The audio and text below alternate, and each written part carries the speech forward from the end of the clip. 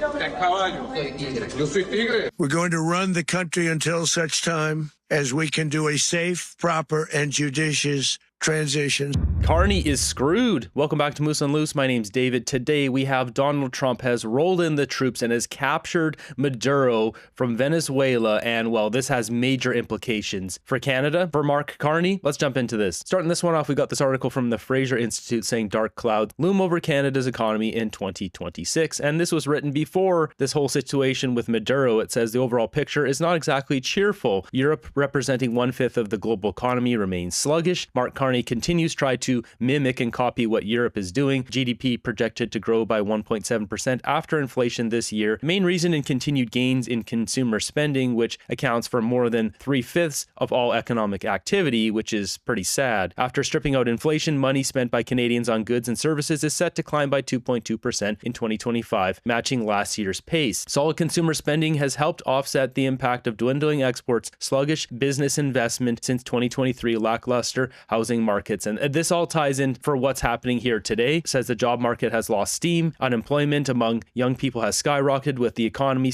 showing little momentum. Employment growth will remain muted next year, as in this year. This was written just a couple days ago in 2025. Unfortunately, there's nothing positive to report on the investment front. Canada has underperformed both the United States and several other advanced economies in the amount of investment per employee. The investment gap with the US has steadily widened since 2024. This was the outlook before Maduro's capture stepped into the picture here. What did the Liberals just post the other day? This is coming from December 31st. Look, a year ago, a lot of people had written us off. But because of you, because of the people in this room, we are stronger than ever.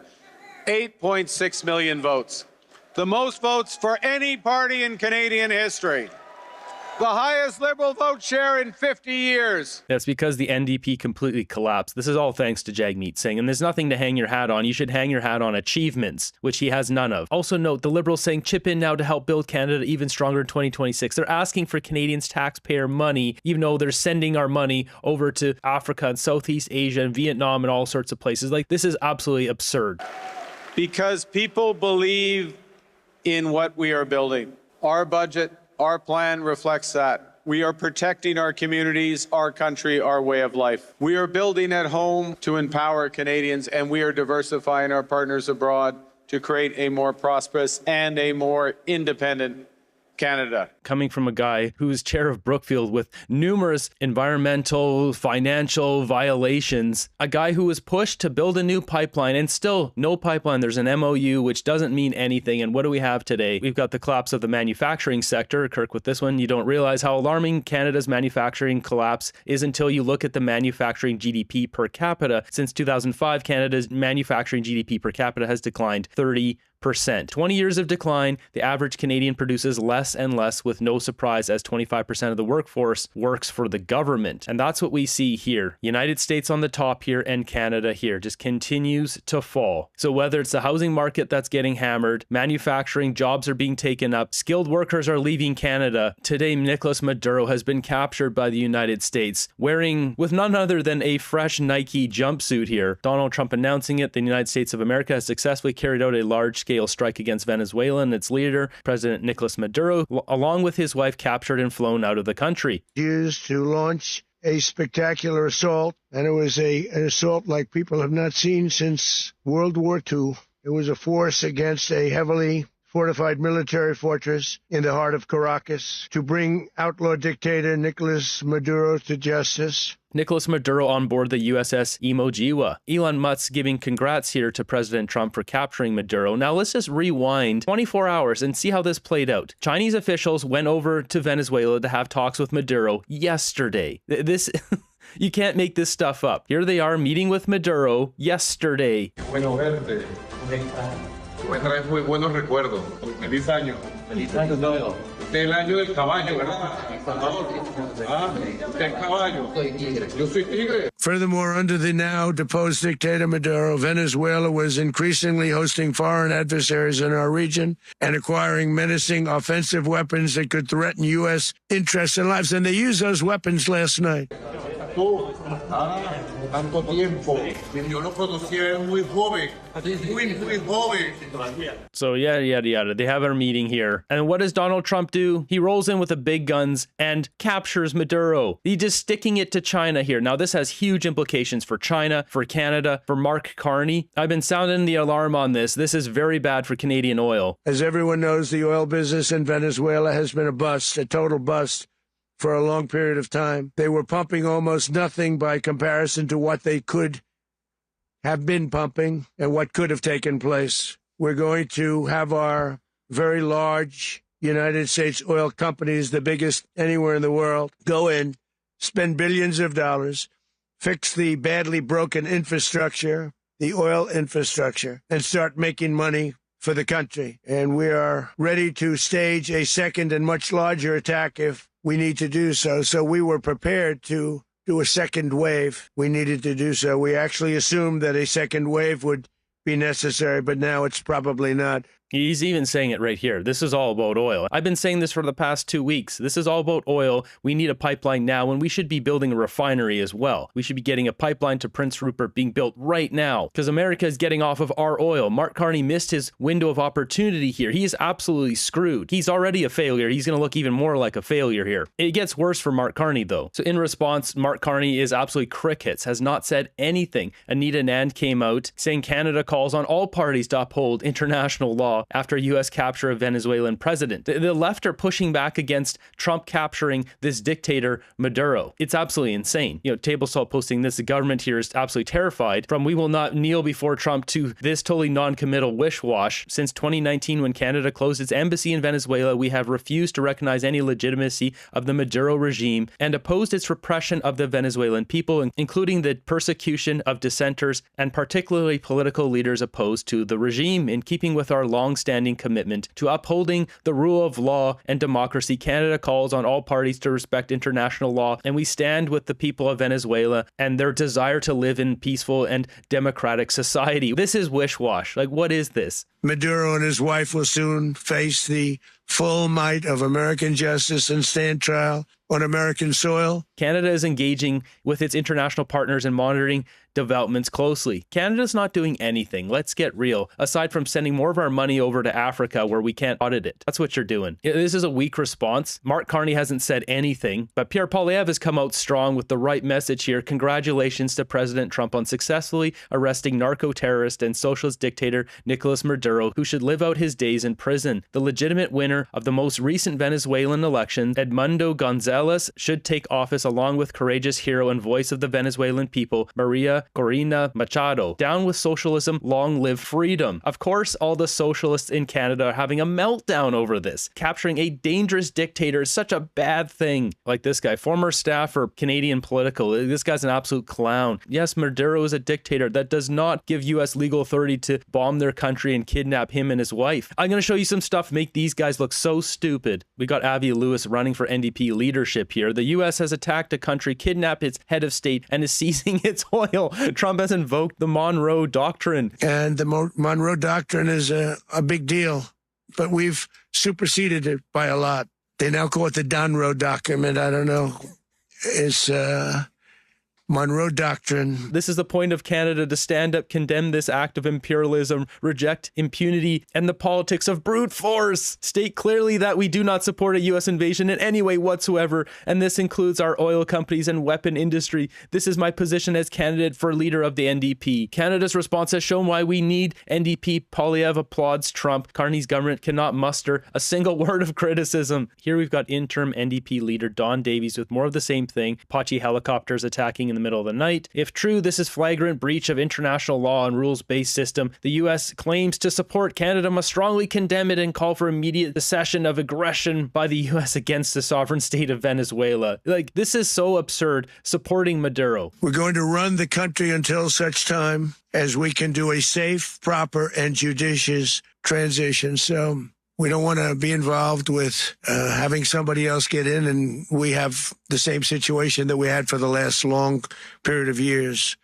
So we are going to run the country until such time as we can do a safe, proper, and judicious transition. And it has to be judicious because that's what we're all about. We want peace liberty and justice for the great people of Venezuela. We have this guy, Will Greaves, political science professor, member of parliament for Victoria, Canadian politics, Arctic climate people, as in this Will Greaves, liberal, taking a shot at Melissa Lantsman here, who's saying the crossroads of terror lord activity, narco trafficking, and brutal dictatorship sits Nicolas Maduro, a criminal regime masquerading as a government. And he's saying, what does this say about the Conservative Party that faced a major international crisis with deputy leaders' first reaction is to jump to conclusions and defend Donald Trump without waiting for full information, due process? This is the first thing we've seen from any liberal, basically pushing back against the capture of a dictator in Maduro. And as Jasmine says, who cares? Maduro needed to be captured, period. Elevate saying, where's Carney? Where's he hiding at? Where's Carney's response to this? We got Scott Reed. This is CTV Scott Reed in regards to Pierre Poilievre supporting Maduro's capture. He says, just pathetic. If Trump can invade any nation he desires, then any nation with something Trump desires, like oil, rare earth minerals, or an increasingly navigable Arctic, can cause for alarm. We endorse Trump's ends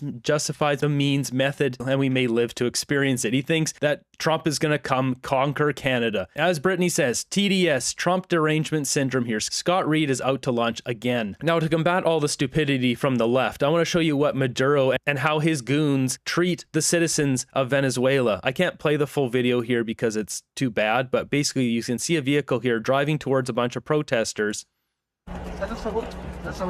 And I'm going to stop it there because you can guess what happens. This vehicle goes through all of these people, and then it turns around on these people, and it's right here, this one. You can see two of them doing it, and then they drive away.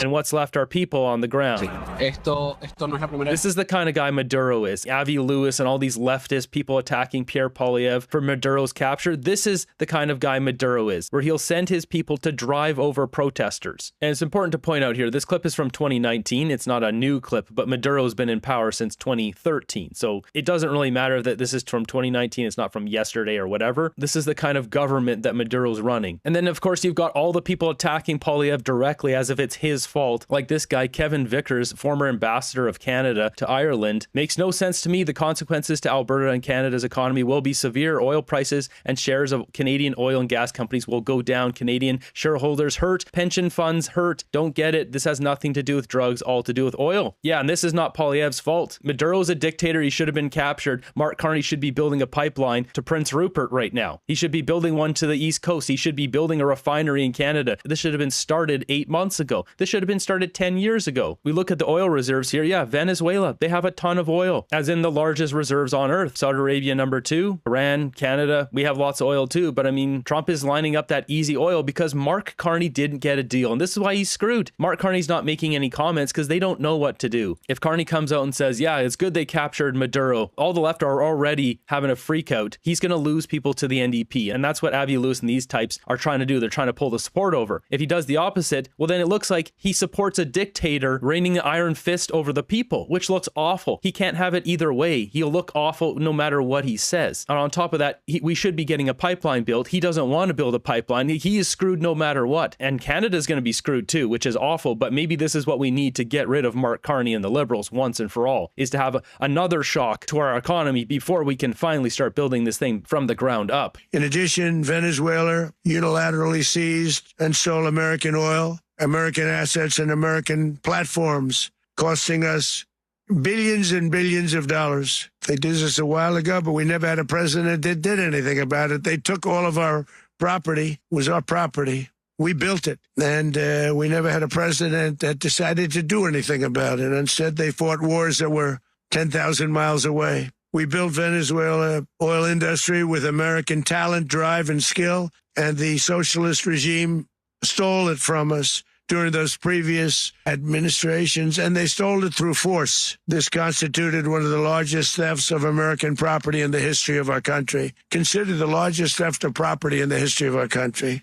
Massive oil infrastructure was taken like we were babies, and we didn't do anything about it. Brian Lilly posting this. This is massive news of global importance. What it means for Canada economically isn't good. Venezuelan oil is similar to Canada's heavy bitumen. The Americans will now need less from us as they scoop up Venezuelan oil. And that's just it. They can put it on ships through the Gulf of Mexico or Gulf of America or whatever it's called, over to Texas, pipe it over to the refineries, and they're going to buy less from us. And this is going to be Mark Carney's fault for not making a deal, not building a pipeline. You know, he could have got Keystone XL fired up and signed that agreement, and that would have already been in the works right now. He didn't do that either. Carney is screwed. Politically, this will be bad for him on so many levels. So I wonder if he's even going to come out with a response. He's just going to stay silent. He's going to go on vacation right now and fly around the world some more. This actually gives Alberta even more reason to separate from Canada. I don't disagree. This is going to further push that sentiment to separate. We see what just came out, breaking in response to separation petition, which was just approved. We've got Sturgeon Lake Cree Nation is suing Alberta, the chief electoral office in Canada, for failing to implement Treaty 8 and breaching it. I mean, this is turning into a complete crap show here. And whether a few hundred, few thousand people of First Nations like it or not, the people of Alberta will decide what happens here. Same thing with the people of Quebec, whether they want to separate too, and Saskatchewan. So I think Kirk has nailed it here. This will be one of the most interesting charts to watch. Any pivot from the U.S., from Canada's oil to Venezuela's, will reduce Canada's CUSMA negotiation strength and economic decline. This just nails it. Just before the CUSMA renegotiations, Trump is doing this to gain leverage against Canada. Carney should have made a deal. He is such a bonehead. This just gives Trump so much more negotiating power. We are absolutely screwed in this situation, and this is all Mark Carney's fault. People are trying to blame Poilievre for supporting the capture of Maduro. This is all on Carney. This chart here, we're seeing U.S. imports from Venezuela of crude oil and petroleum products. As he's saying, so this has been declining. We're going to see this start to spike upwards as America goes in there and starts building up the oil infrastructure and getting that oil out and making money with it, which will help Venezuela as well. Will make the people of Venezuela rich,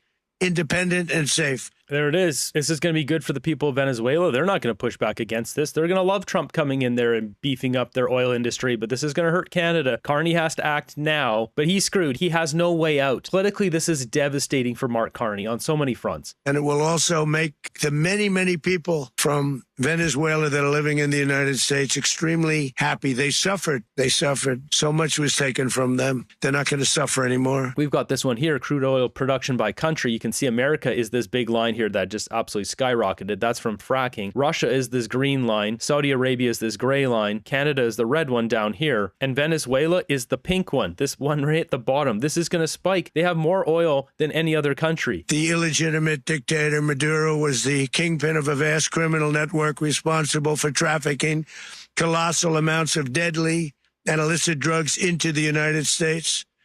As alleged in the indictment, he personally oversaw the vicious cartel known as Cartel de las Solas, which flooded our nation with lethal poison, responsible for the deaths of countless Americans, the many, many Americans, hundreds. I mean, they're using that as the reason, but really this is about oil. And sure, the side effect of getting rid of all the street candy flowing up there is great too. But I mean, this is about oil. We've also got this one. China cannot be pleased about what's going on in Venezuela or Iran. This is crude oil consumption, production, and balance. China at the bottom here, a strategic vulnerability. United States is this big blue one here in the middle. Canada, the red one up here, strategic opportunity. Yeah, if we had a prime minister that was going to build our country, but he's not going to build a pipeline. He's not going to build refineries. He's not going to do any of this stuff. Keystone XL, all these things are off the table unless there's major concessions now. So going back to dumb posts from guys like this, saying that this does not give the U.S. legal authority to go and capture Maduro and all that. How do we think the people of Venezuela feel? Well, we don't have to guess. There's footage of them.